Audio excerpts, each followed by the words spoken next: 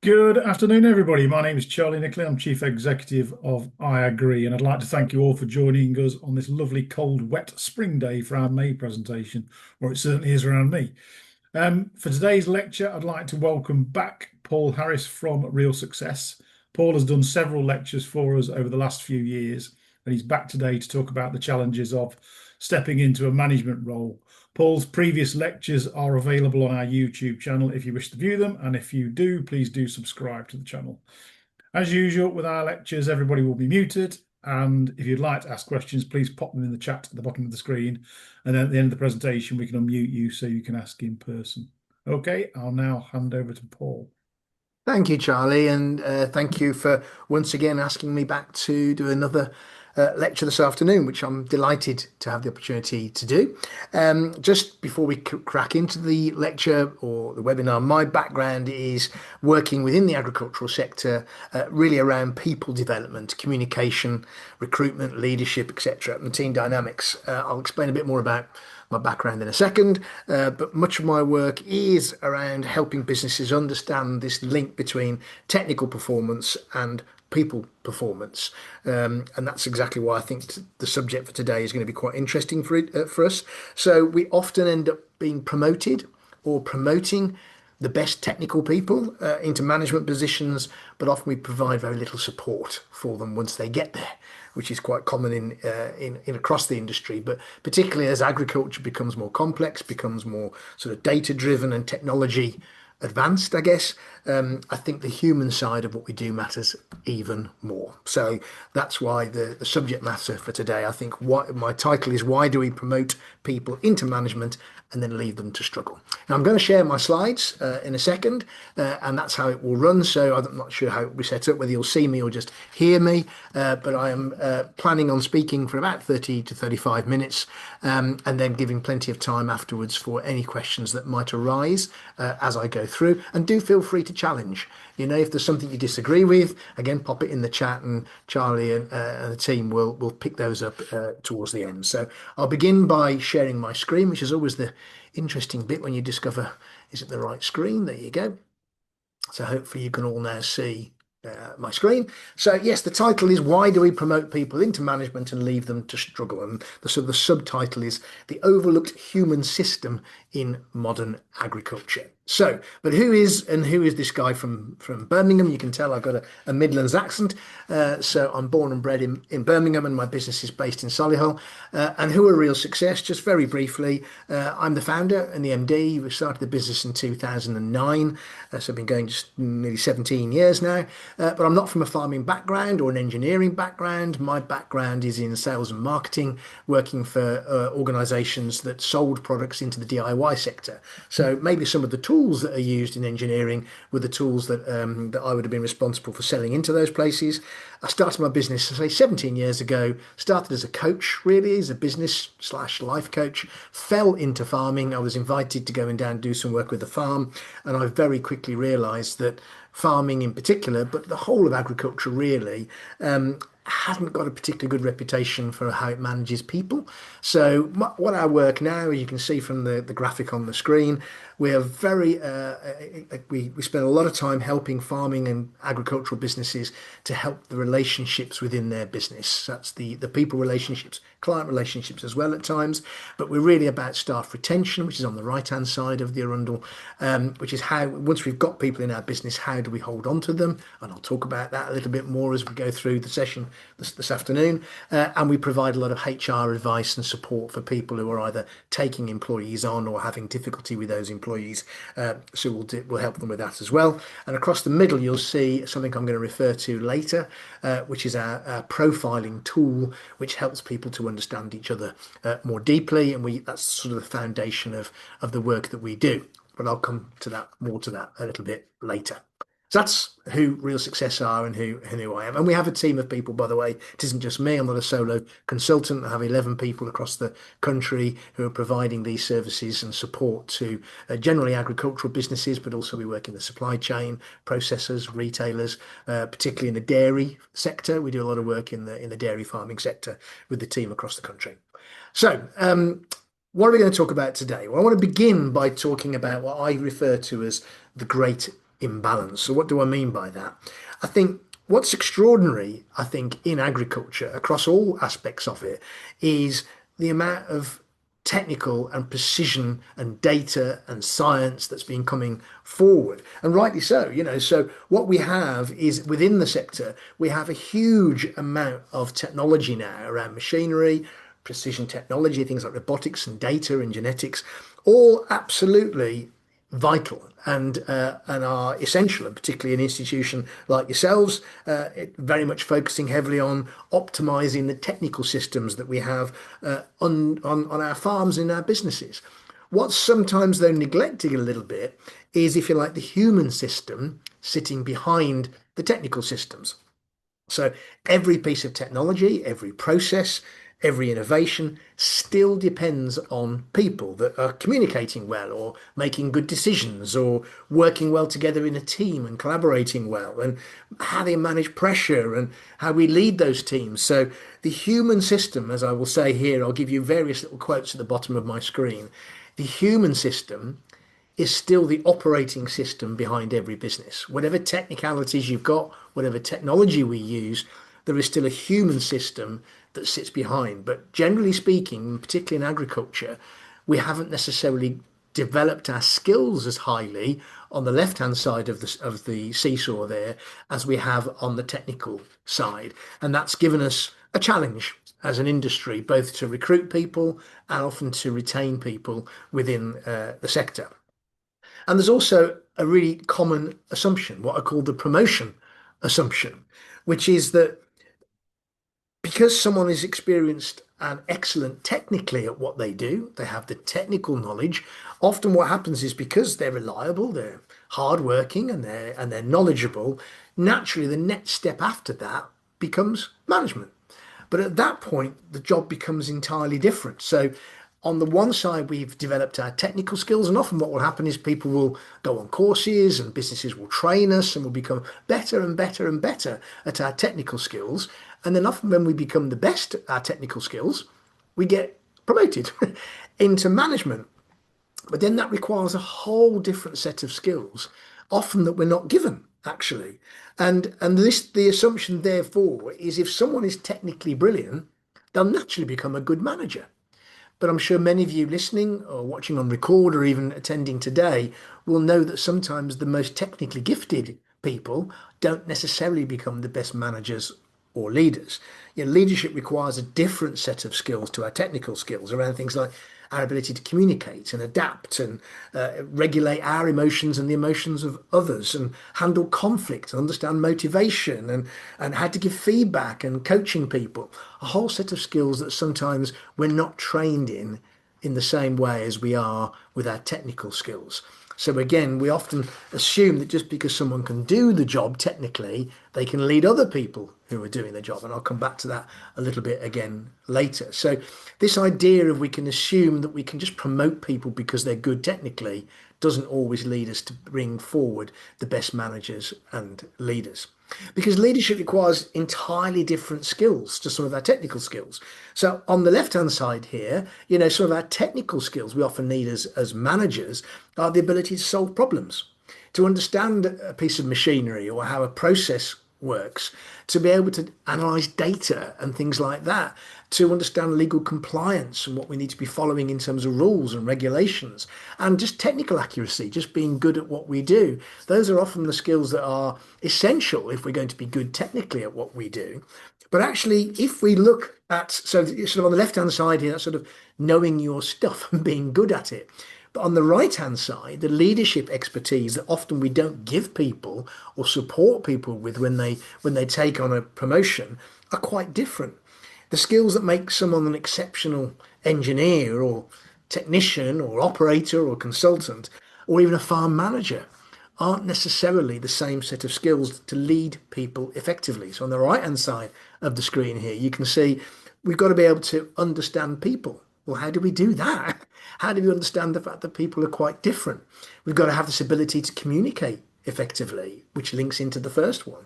We've got to have this idea of regulating our own emotions so that we remain calm when everything around us is falling apart. How do we remain calm and lead from the front? How do we regulate the emotions of the people working for us? Different set of skills again. How do we manage conflict and how do we make sure that we arrive in a good place? And how do we build trust with the team as a new manager and within the team? So one of the phrases I have is that management, often based on our technical expertise, is really about tasks. It's about getting things done in the right way at the right time. Fantastic. But leadership is actually about people. It's about relationships. It's about communication. It's about an ability to understand others. And often we use these two phrases, leadership and management, interchangeably, partly because our job titles often have the word manager in the title. We become the manager of a department. So the emphasis is often placed on getting things done, which of course is essential. It's a very important part of the job. But often what's neglected is the ability to lead others, and that's quite different to being able to manage. So I hope you're with me so far in terms of why we need to look at this. So let's take an engineering analogy, if you like, about where this can sort of happen. So if we think of putting either in a robotic parlor or a new piece of machinery, we would obviously train people, wouldn't we? How to use it. We would actually be trained ourselves and we would probably test it to make sure it works. We would maintain it to make sure that it continues to work. We'd monitor it to make sure if it needed any parts being replaced or it'd be regularly serviced. And we'd provide ongoing support. So that's what we do if we're doing a piece of machinery or a piece of kit. So what do we do when we promote somebody into a manager within our teams? Do we actually do the same thing? Do we actually provide that training, that testing, that maintenance, that monitoring, that support? Or actually do we do something a little bit different, which is essentially we promote people into one of the most complex roles in business and just hope they figure it out. Good luck. I hope it works out for you. You can just now lead people. It's just off you go. And that I think is one of the most dangerous things because then when people struggle to make that transition into a management or leadership role, they often blame themselves and think it's their inadequacies. I'm not capable of being a manager or a leader because I could do the job before, but now I'm responsible for the people who are responsible for the job. And that's a completely different task altogether. But they often then start to feel that they are the ones that aren't good enough. Whereas actually, maybe as organizations, we haven't equipped them with the skills and knowledge that they need and confidence sometimes to be a leader. Very different to how we would approach putting a new piece of kit into a farm or an agricultural setting. We would want to test, make sure it works, make sure we've got all the right elements around that machinery to give it the best chance of success. We'd maintain it, we'd check in with it all the time. You can see hopefully how where this doesn't work all the time when we are promoted into a leadership position. And it costs money. It costs the organization money and time in a whole variety of areas. Here's a selection of areas where if we don't get this bit right, this giving people the support they need when they transition into a management role, one of the first things that can happen is they leave because it's just too much. I wasn't able to do it. Often a poor culture as well. If the leader isn't capable of building that culture, other people will leave. So if we get it wrong, it can impact on staff retention. We can often find as a combination of these two things, really, if I don't feel safe to speak up and talk in a team because the leader isn't listening to me or just shuts me down, then new ideas can get shut down. If that leader doesn't know or that manager doesn't know how to embrace and bring forward people's ideas in a safe way, something called psychological safety, then again, we can lose out on those ideas and again, people can leave. We can have a natural drop in productivity when somebody is promoted and that manager isn't functioning well, not because they can't, but because they've not been taught how to, or they don't know what they're lacking. So we can have drops in productivity. Obvious things like the well-being of the leader and the manager, let alone the well-being of the staff. People can get stressed and concerned and worried, and therefore the general well-being of the team can drop. we can stop talking to each other. We stop communicating, we stop collaborating across departments. If you're a part of a big organization, often the biggest barrier to departments working together and avoiding what I refer to as silo mentality, whether it's on a farm or in a agribusiness, is people just stop talking to each other. People start to close down and we start to lose that opportunity to collaborate across.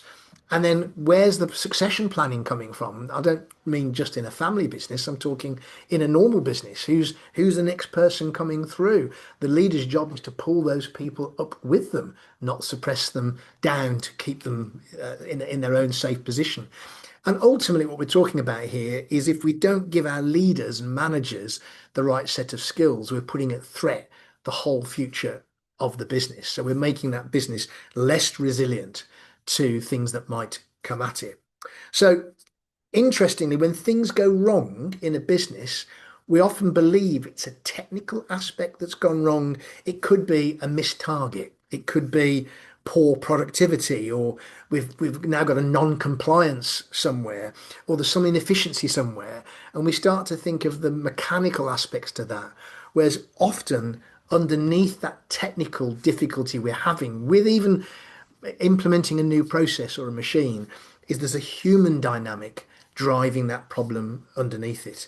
And increasingly now, what we'll find is that the best businesses that survive will be the ones that can integrate that technical excellence with strong leadership. So what we're looking for is, yes, technical excellence. We need that, particularly in an engineering setting, but we also need strong leadership and a healthy culture to give us that proper long-term resilience that we need. And often what torpedoes us below the waterline is not a lack of technical competence.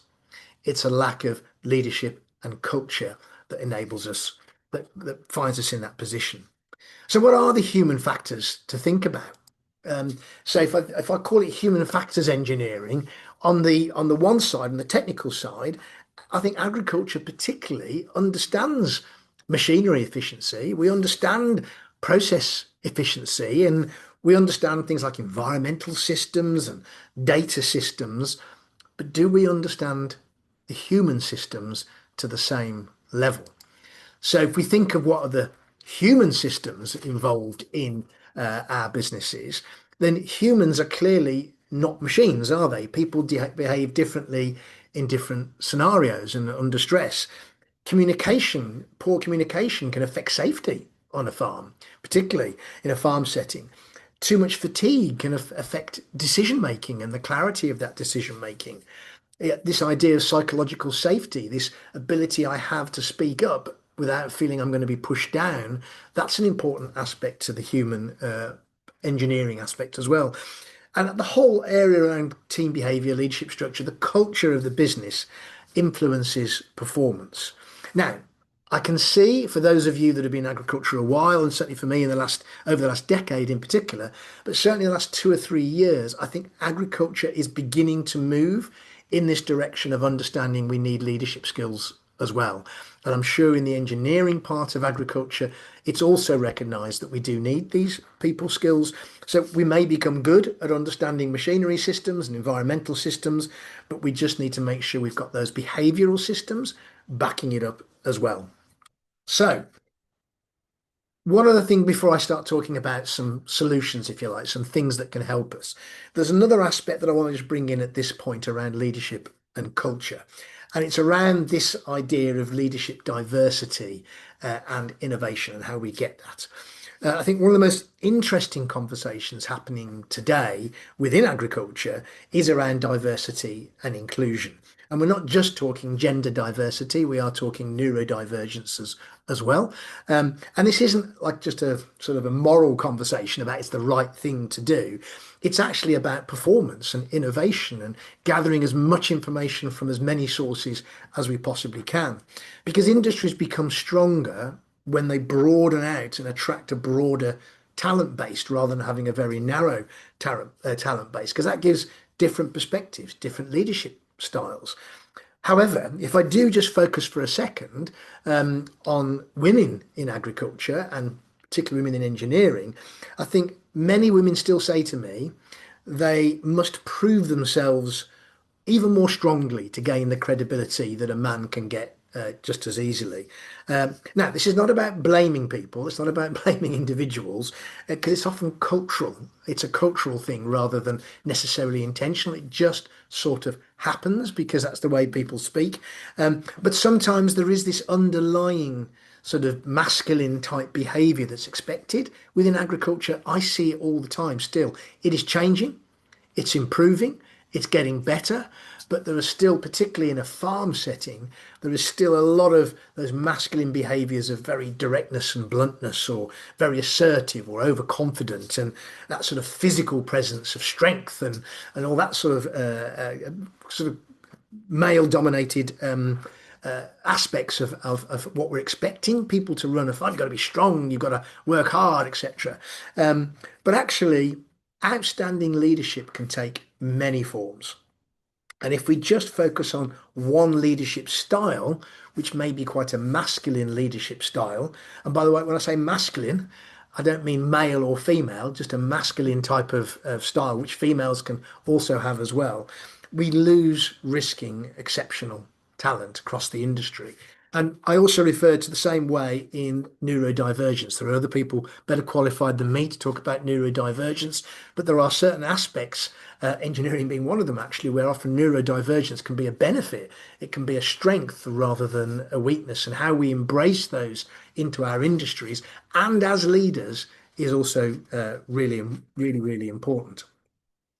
So that's my quote on this slide. If agriculture wants the best talent, it must create environments where different types of leaders can succeed. It is most definitely not one size fits all. And we'll talk a little bit more in a second about what those different styles can be. Now, it's true as well that, like I've already said, sometimes it's not intentional. In technical sectors in particular, the unconscious bias may appear in quite subtle ways, such as, who gets interrupted all the time, whose ideas gets recognized regularly, who gets assumed just to be technically capable and who is assumed not to be, who gets asked to take the notes or make the tea. Those sorts of unconscious bias assumptions can actually make us feel quite discriminated against. And that's why awareness matters, because culture is often built through repeated behaviors, subtle, small things where culture's built. And I think modern leadership now requires that self-awareness, not only of these technical systems, but also these assumptions that are underpinning potentially how people can progress through an industry. So I've been talking for just over 20 minutes. So pause for thought. So you might be thinking, okay, Paul, I hear you that we need to be thinking about this human side more as well as the technical side. We also need to be thinking about how do we support our new managers when they become in this management position, which is a leadership position. So you might be thinking, well, so what? So in the time I've got left, I want to give you just some thoughts on some areas that we can practically work on and perhaps take away from today. So what? Where can we actually start? So let me pose a question, first of all, around a general broad question. Why do we think people leave a business or stay within a business? So we're going to look at the real fundamentals here. Is it money? Is it pay? Is it career development or progression? Is it because I can't do the technical side of the role? Why do people leave? Well, the answer to that question through our research that we've done over years of recruiting and taking people in and out of businesses, when we ask the question, why did you leave your previous job? The answer that comes back just over 92% of the time is an individual. Most often, it's the manager or the leader. It could be the owner of a business. It could be the manager of a team. The reason people leave, they say, is because of the way the manager led or managed the team. And when you break that down even further, it's actually how the manager speaks to people. Now, that's not often a skill that we're taught when we get given that opportunity to become a manager. We don't get taught, well, how do I speak differently to people? But the fact is really that what we believe is that people leave people. They don't actually leave a business. Yes, you've left an organization, but I've left because actually I can't work in that environment or I'm not happy in that environment. And invariably, therefore, we need to think first of all about how we're communicating with our team if we are a leader. So let's dig into that a little bit, the science of communication. So on the one side, we've got to be able to communicate the technical aspects effectively. Yes, we've got to talk about processes and systems. Absolutely. But obviously what we have to recognize is that people communicate differently. We may have one process that's the correct process, the correct way of doing things, but in terms of human beings, they don't operate in that way. People communicate differently. They process information differently. They respond to pressure differently. They handle feedback differently. They just make decisions differently. And we need to understand that the way that we think, the way that I think, isn't necessarily just the correct way to think, behave, or communicate. Because behavioral difference is normal. It's standard across every business. Not something I'm sure that surprises anybody that people are different. But often when we come into work in the morning as a leader, we want everybody else to think in the way that we think because it's much easier that way. It's much less pressure. But if we fail to understand those differences, it can become emotionally draining for us as a leader, but particularly for the team involved as well. Now, I may have mentioned some of this in a previous workload, but you cannot standardize people in the same way as we can standardize machinery. There's not a standard operating procedure for a person because we are too different to enable us to do that. So we've got to begin with some basic skills of understanding, first of all, how we communicate. Now, there are lots of systems out there that will help us as business owners, business leaders, managers, colleagues even, to understand how we're wired. And many of you may have come across these systems before. I have a system that I developed for agriculture called Vita, Vita profiling, which is a system at the bottom. The reason it was designed for agriculture, it's a simpler version of great systems like Myers-Briggs and DISC and Insights and TetraMap. There's lots of others. But often people, when we talk about learning about communication styles and learning about personality styles, they often say, well, I haven't got time to read a 40-page report on every member of my team. So Vita is a simplified version of that. It's one page. But I'm using it as an illustration. All the systems, if you're using an system like Insights, fantastic. The key, though, is to use it, to actually not just think this is just a nice tool. It was a nice workshop that we did. So just using my system as an example, we believe, and it's all based on Carl Jung type psychology, as all the systems are, that there's four broad behavioral styles that we will have within our team and us as a leader. And we break them down with words and colours and pictures. So if I explain each one, so a visionary, somebody who's more visionary or leads with that type of trait, really is about, it's focusing on results, moving things forward, making progress. Those who lead with more the investigator style, it's more about process and structure and clarity and organisation and detail. Somebody who leads with the team maker style is more led by relationships, lack of conflict, getting on with people, being supportive, being an active listener. And somebody who's an adventurer with their leadership style is more likely into ideas and innovation and new ways of doing things. We are all made up of these four styles in different levels, and often we have one that leads us. What's interesting here is with the engineer profile, as I refer to it, often you have contradictory elements to your style. Often engineers are led by investigator traits, so very detail orientated, can work with data, like structure, spreadsheets, analysis, etc., but also are quite creative. They like to take things apart and put them back together. One of the ways I can know if someone, say, in a farm setting is an engineer type style, is they take motorbikes apart at weekends and put them back together again. So engineers often like to understand how things work, but are able to be creative, and often would find maybe at school or at college, they didn't quite know where they fitted in, because I've got part of me is this very analytical processing mind, and part of it's this quite creative mind. And often people in what I call the engineer's profile find themselves not quite knowing where they stand in terms of group activity. If that's you, put something in the chat afterwards and we can certainly talk about it. But every one of our personality styles brings strengths, but it also brings blind spots.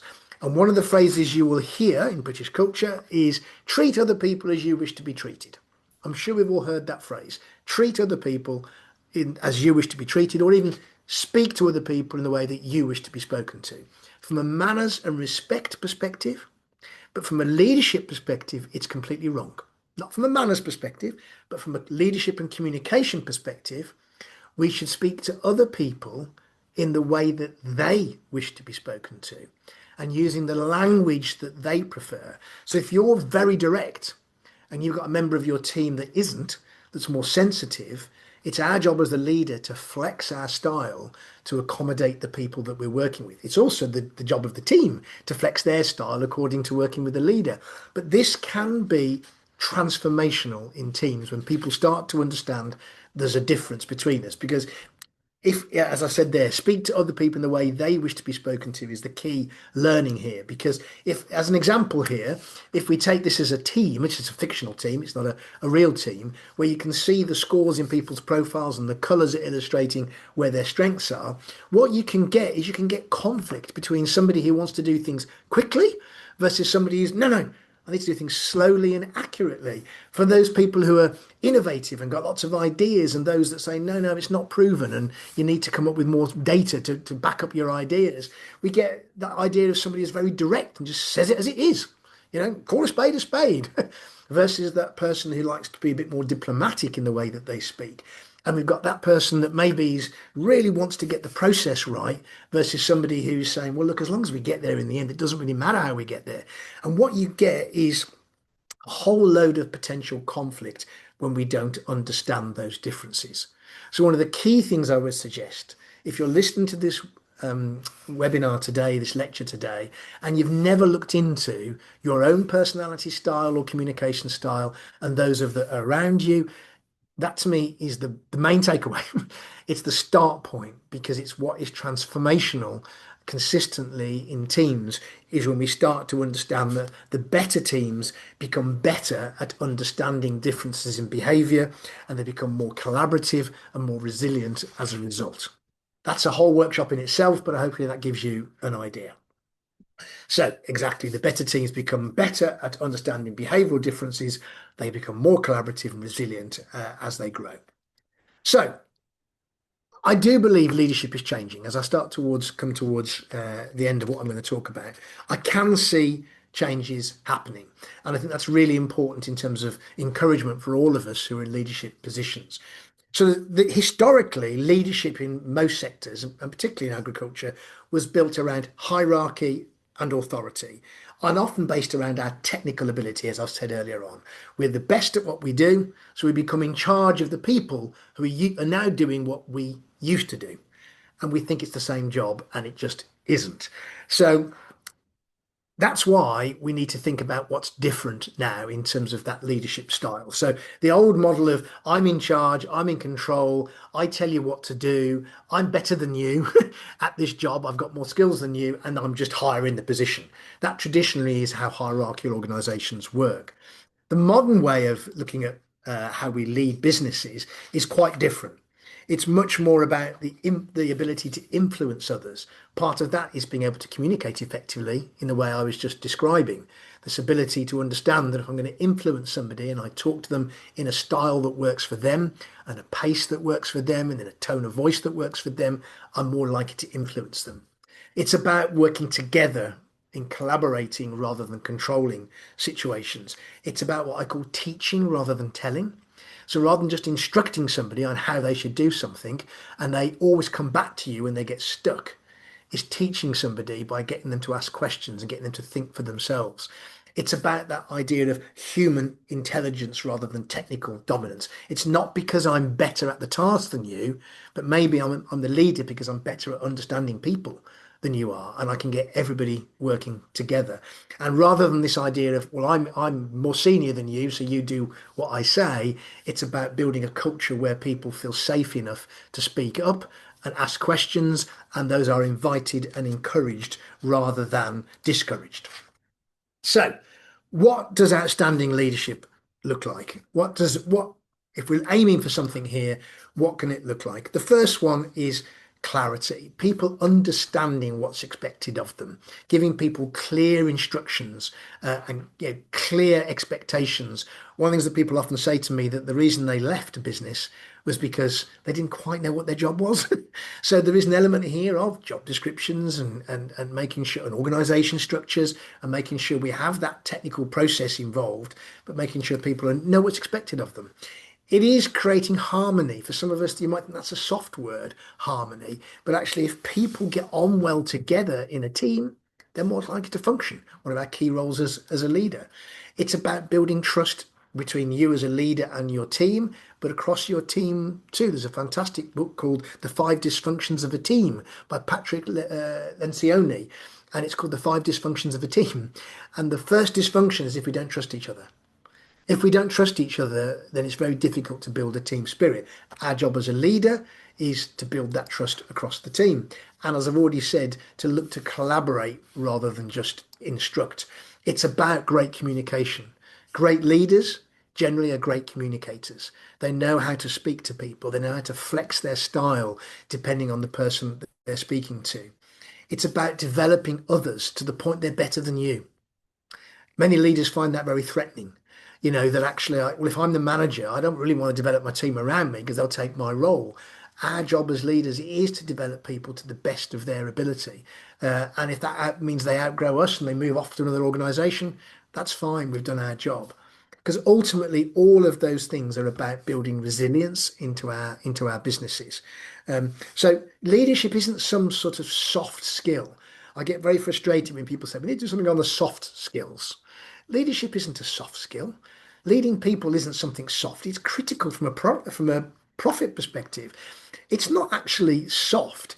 It's an operational infrastructure.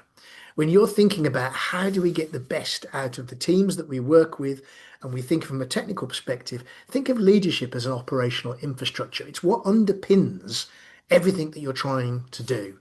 And being able to lead people and manage people is critical to that.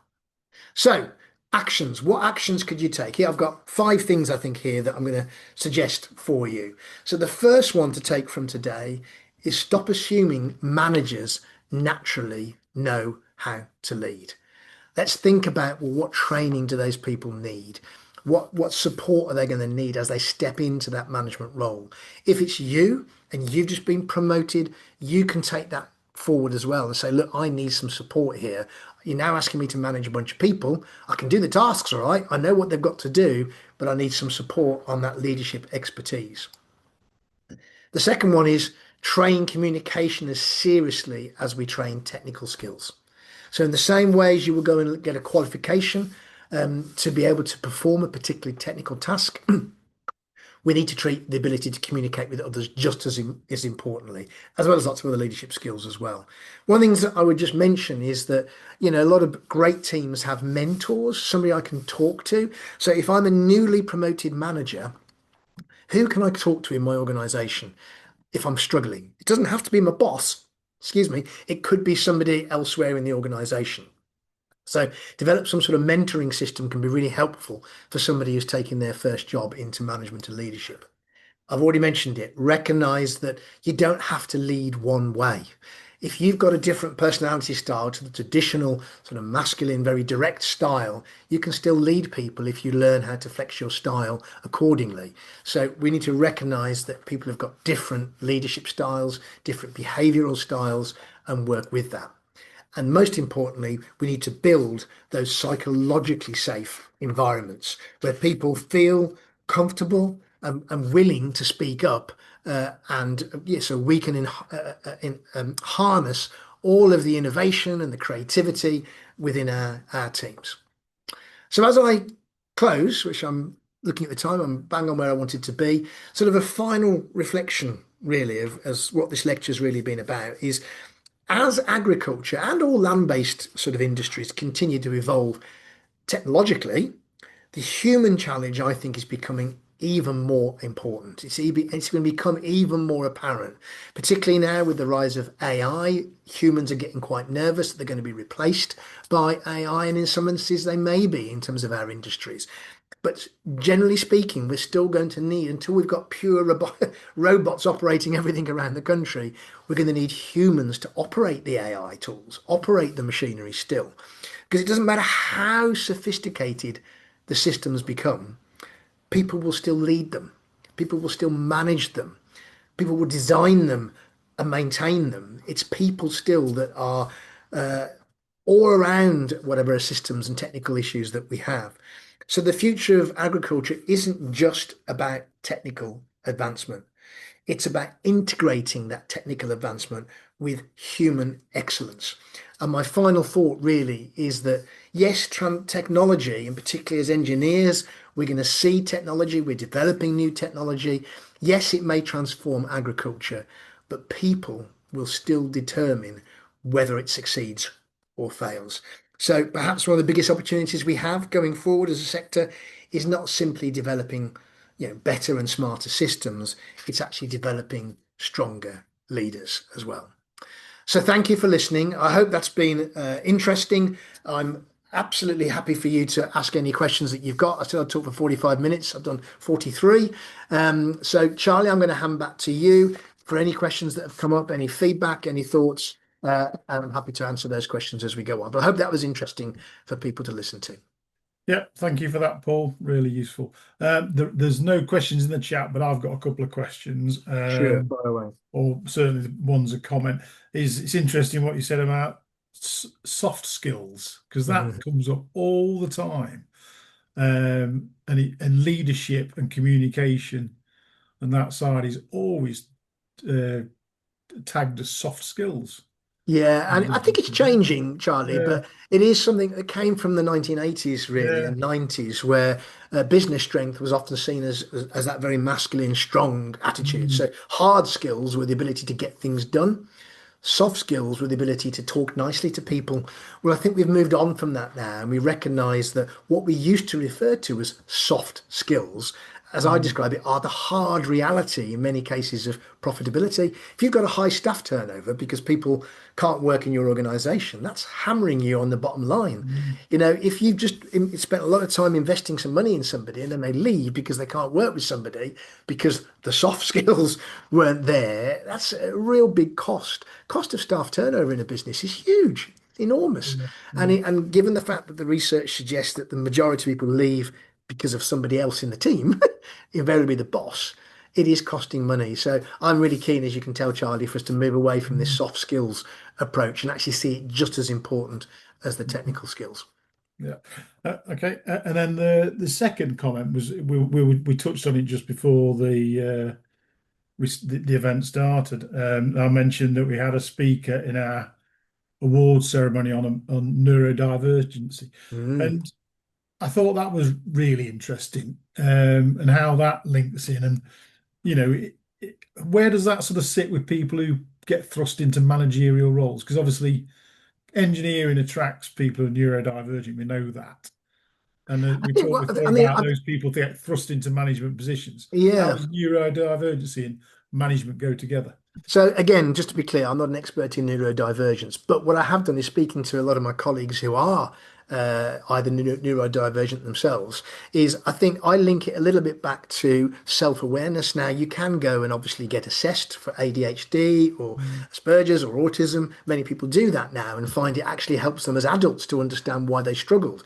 But actually, there's quite a strong correlation between personality styles and neurodivergence.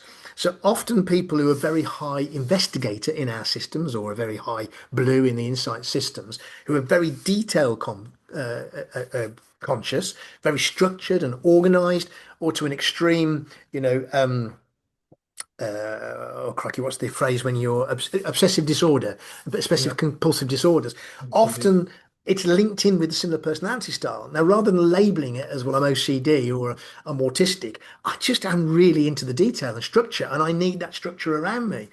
Similarly with ADHD, often people who are come out on our style as adventurers, those people who are a bit forgetful, they're easily distracted, they get bored easily, rather than saying, and I will get people ring me up and say, you need to come and help me with this guy, he's got ADHD or something. And I profile him and he's just an adventurer. I say just an adventurer. So it's about understanding, first of all, rather than using labels, is understanding neurodivergence in terms of personalities. It's just we're going to operate slightly differently. And then you as a leader can have confidence and understand yourself. Well, this is just the way I'm wired. It doesn't mean to say I can't be a leader, but what I do have to be aware of is if I'm more on that sort of compulsive side, that very analytical side, and I'm working with somebody who's different to me, I'm going to have to learn to be able to flex that style slightly.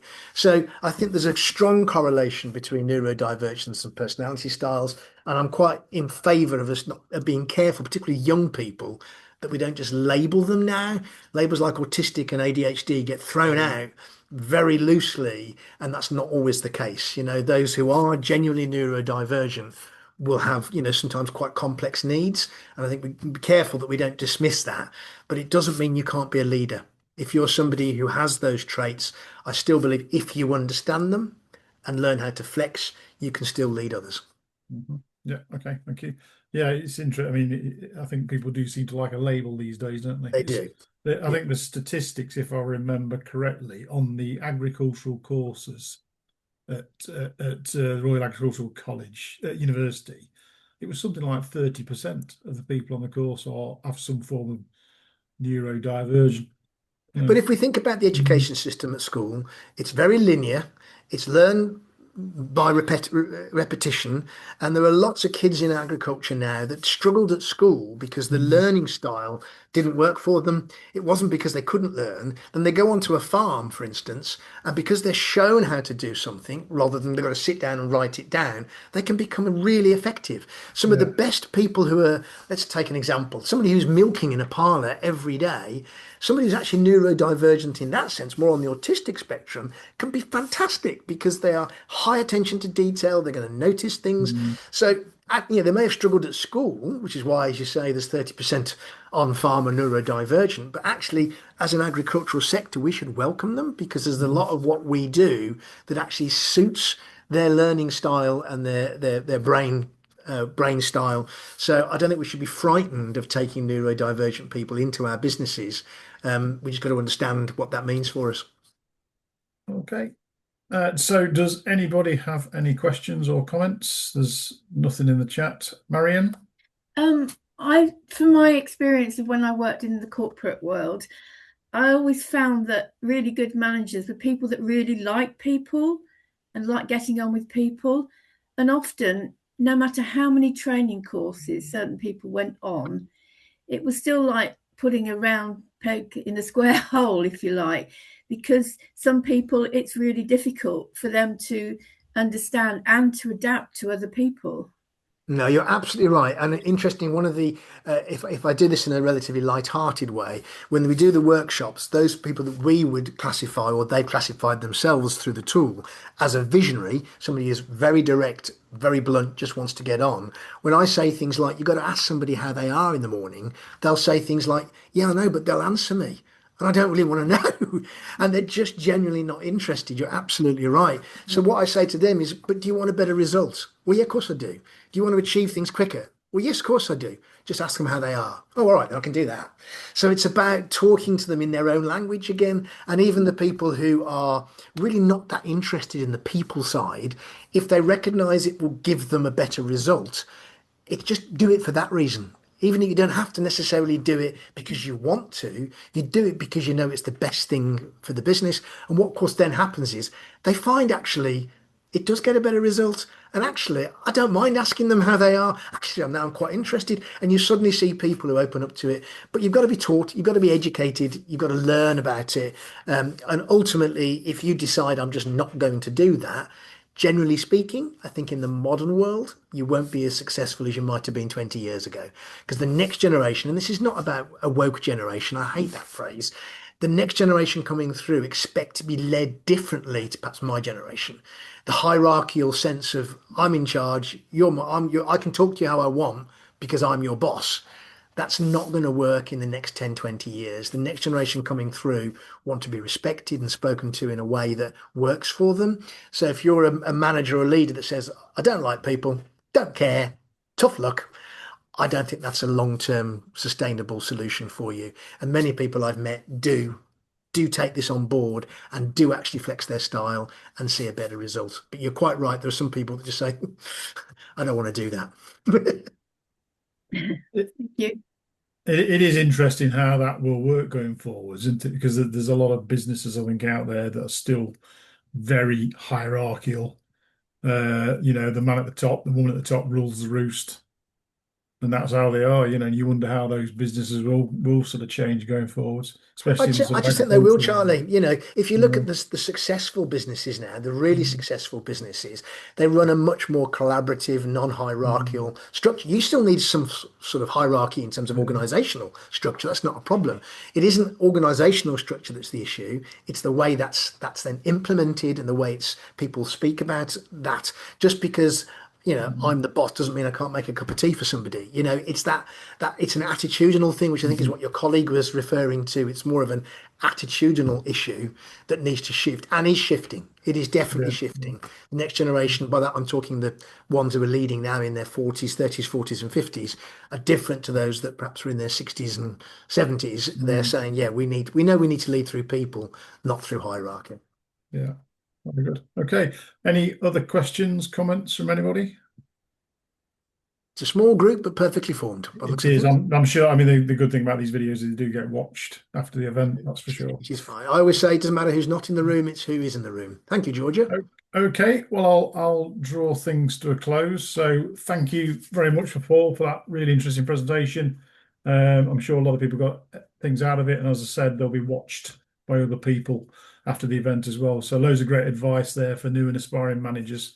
So thanks to those that have joined us today. Hope you join us for our next lecture on the 9th of June, where we will be joined by IAgrE member Juan Terion, who will be talking about biochar and its role in carbon capture. So very, very different to today's Very one. different, yes. Yeah. So thanks again, and we'll see you next time.